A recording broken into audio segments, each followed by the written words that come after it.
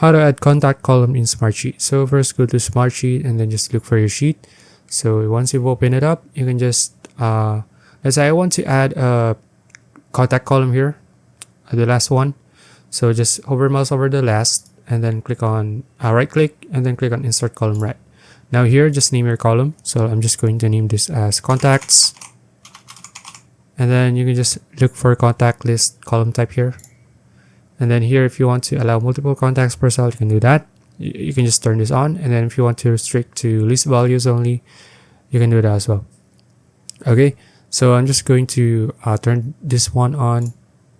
And then you can just, if you want to add contacts here, you can do that. So let's say I'm going to add this one and this one. Okay, click on OK. Then here, so let's say I want to add a contact to row 5, this test here. Click on that.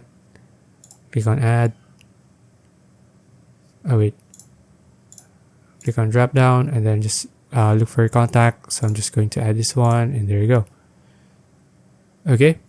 So now that's it. If you found this video useful, please like and subscribe for more videos like this. See you in the next one.